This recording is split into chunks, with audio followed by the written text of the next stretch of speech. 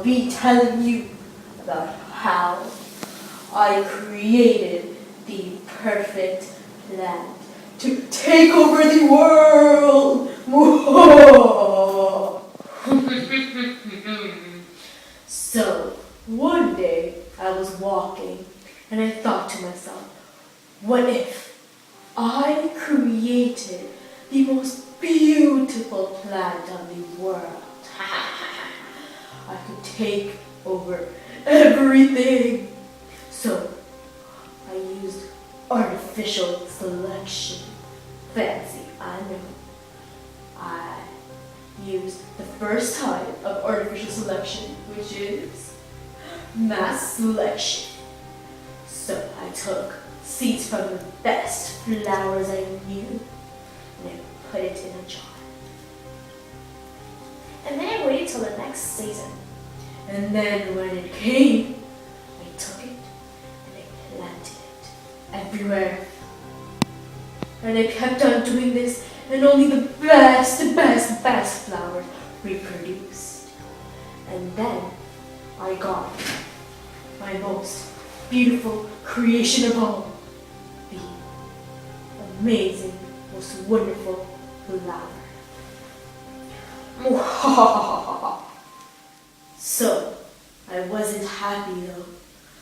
I wanted to be a genius. So, I told myself I will find millions and millions and millions of ways to create the most beautiful flower. Then I used the second type of artificial selection, which is pure line selection. For this, I had to take away all the plants that were not favorable to the most beautiful flower in the world. So I took away the plant, and only the ones that were beautiful could reproduce.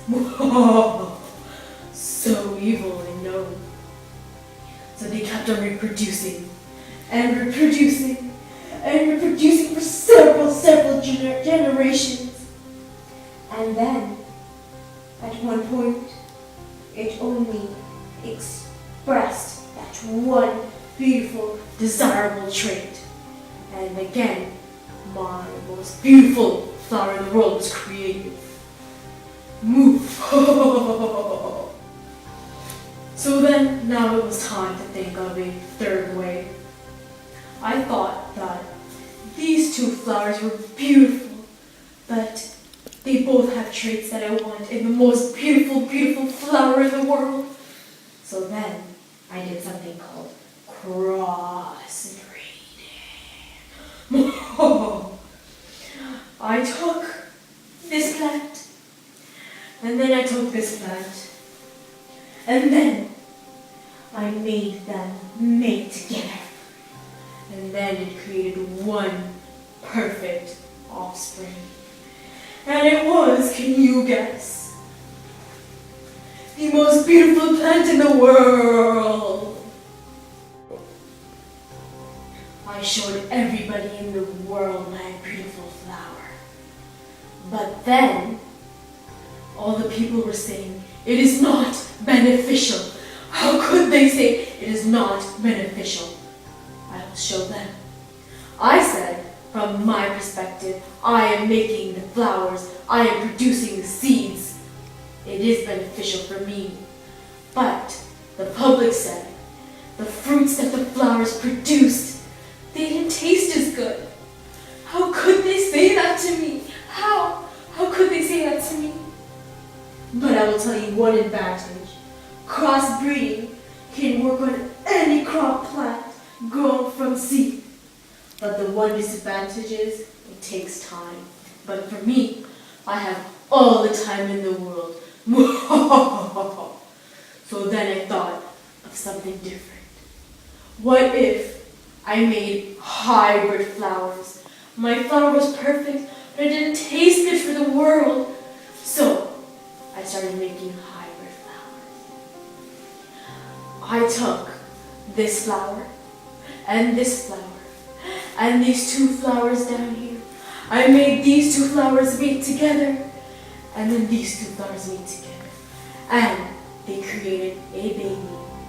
And then the babies of these two flowers and these two flowers made it together. And they made the most perfect flower in the world. It tasted amazing. Nobody could say anything. It looked beautiful. It was mind-blowing. I was going to take over the world. The brilliant taste of these flowers, the beautiful looks, just mesmerized everybody in the world. So then, I reached my next dilemma. How will I recreate and clone these beautiful, beautiful flowers? How will I do that? How? And then I got my most brilliant idea of all. I was going to use tissue culture technology. I took Mary stem cells from this flower, and then I was growing it to produce a mass of specialized cells called a callus. Then the fragments of the callus were treated carefully in a balanced mixture of auxin and cytokinin. Then these hormones started shooting roots and stems, and then I planted each single cell differently. Put one here, and one here. And then, you know what happened? This is what happened. I cloned the most beautiful flower in the world, and I made dozens and dozens and dozens. But then, something horrible happened. My flowers were getting invaded by bacteria.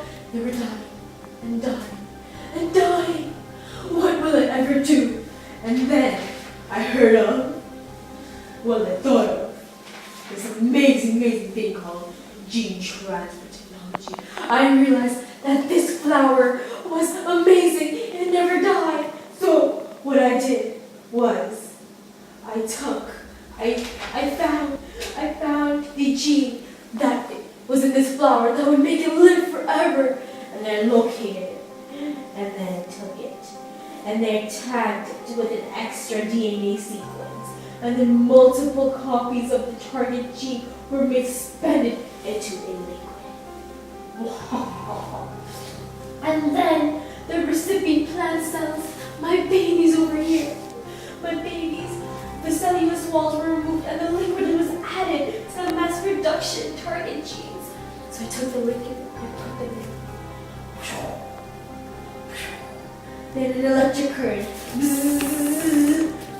opened temporary holes in the cell membranes of the protoplasts.